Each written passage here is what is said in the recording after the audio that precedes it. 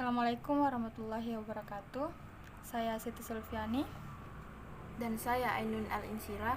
Kami dari UIN Alauddin Makassar ingin mengerjakan tugas UTS program studi psikologi agama, di mana dosen pengampuhnya yaitu Ibu Musdalifah SPSI MPSI.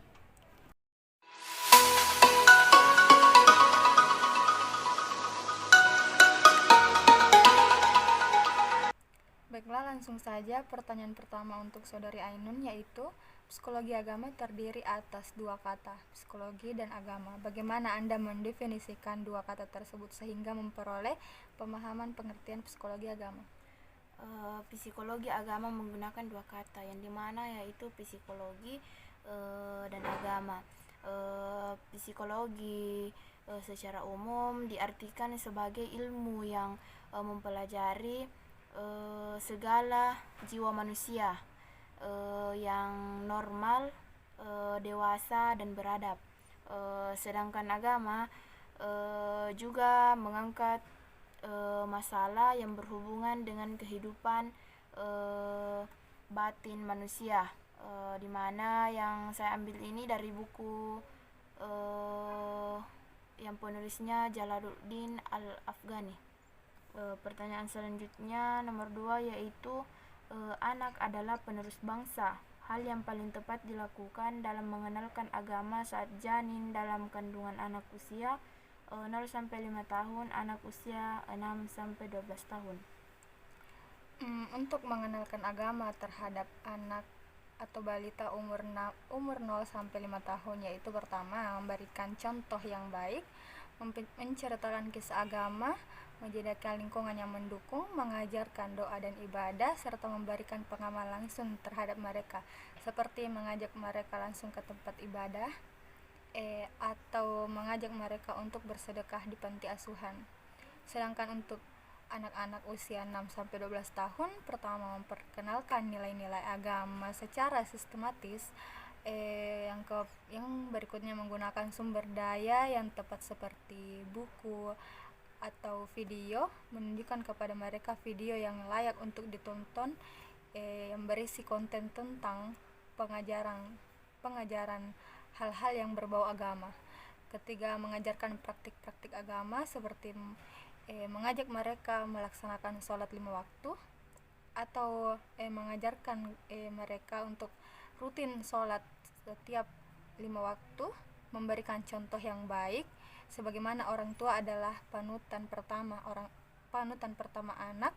Yang berikutnya, mendorong diskusi untuk mengembangkan pemikiran dan pemahaman terhadap anak tentang agama. Perlu diketahui bahwa anak umur 6-12 tahun sangatlah sensitif, maka dari itu sebagai orang tua harus mendidik mereka dengan lemah lembut untuk menanamkan mereka pemahaman dalam jangka waktu yang panjang di era mereka berikutnya atau di usia mereka menuju usia remaja.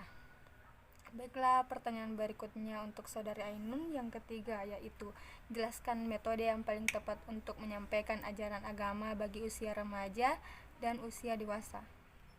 Yang pertama yaitu metode agama dalam remaja, metode keteladanan dan metode demonstrasi dan metode pemberian tugas. Adapun metode agama dalam dewasa yaitu metode anak prenatal dan memperdengarkan azan dan iqomah, dan yang ketiga yaitu mendidik anak dengan cara memberi nama yang baik. Selanjutnya yaitu pertanyaan yang keempat, kesehatan mental membagi kebutuhan manusia atas dua kebutuhan pokok. Jelaskan. Perlu kita ketahui dua kebutuhan yaitu primer dan sekunder. Primer itu kebutuhan ini berkaitan dengan faktor-faktor yang mendasar faktor-faktor yang mendasar dan esensial bagi mental individu, seperti kebutuhan rasa aman, kebutuhan akan koneksi dan hubungan manusia atau dukungan orang lain, dan kebutuhan perasaan. Sedangkan sekunder yaitu kebutuhan ini berkaitan dengan faktor-faktor yang membantu meningkatkan kesehatan mental seperti kebutuhan kecerdasan emosional, kebutuhan mengembangkan keterampilan, kebutuhan untuk memiliki tujuan hidup atau motivasi hidup. Baiklah, pertanyaan selanjutnya yaitu pertanyaan kelima untuk Saudari Ainun. Jelaskan bagaimana tinjauan psikologi mengenai sholat serta pengaruhnya terhadap kepribadian seorang muslim. Tinjauan psikologi mengenai sholat, ada efek psikologis yang besar terdapat dalam ibadah sholat. Ketika seorang muslim menunaikan ibadah sholat dan khusyuk, dan saya ambil ini referensi dari jurnal yang penulisnya yaitu Abdullah Taufik.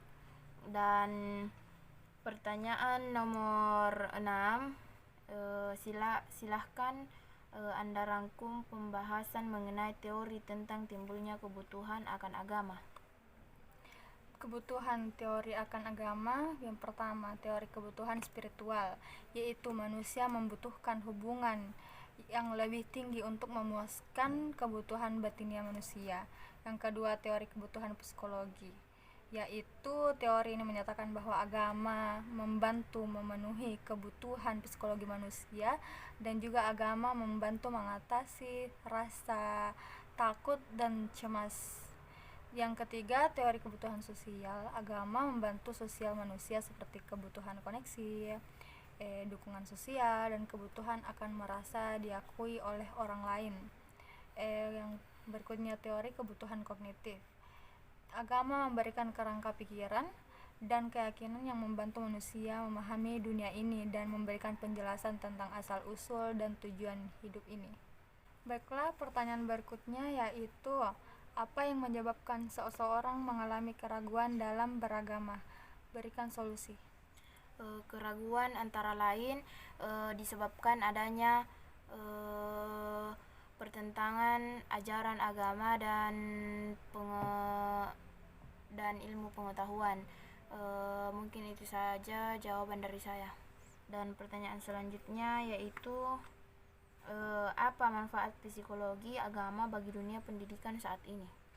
Psikologi agama dalam dunia pendidikan tentu sangat penting untuk para pelajar, di mana membantu meningkatkan kesejahteraan psikologi siswa, meningkatkan etika dan moral sebagaimana mereka yang bergelut di dunia pendidikan, mengembangkan kemampuan berpikir kritis mereka, mendorong keberagaman dan toleransi, dan meningkatkan keseimbangan akademik dan spiritual. Baiklah, pertanyaan berikutnya yaitu bagaimana dinamika psikologi seseorang yang pindah agama? Dinamika psikologis di dalam beberapa tahapan proses pindah agama, aspek tersebut yakni aspek kognitif, aspek emosional, dan aspek kemauan. Dan pertanyaan selanjutnya yaitu aliran-aliran psikologi agama. Jelaskan salah satu yang paling Anda pahami dan sebutkan contohnya. Aliran humanistik. Aliran ini memandang individu sebagai makhluk yang memiliki potensi untuk tumbuh dan berkembang. Psikologi humanistik berfokus pada konsep-konsep kebahagiaan, makna hidup, dan pengembangan pribadi individu. Baiklah, pertanyaan berikutnya untuk Saudari Ainun yaitu era digital saat ini membawa pengaruh positif dan negatif. Pengaruh negatif seperti apa yang dimaksud dan bagaimana peran agama dalam mengatasi hal tersebut? Era digital ini sangat banyak membawa pengaruh positif seperti kemunculan dalam berkomunikasi,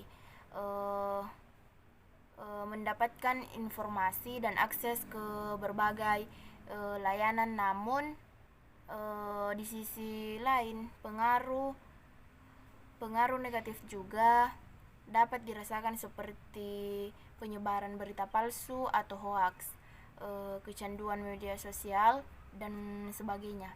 Pertanyaan selanjutnya yaitu Pendekatan psikologi agama dalam pendidikan karakter.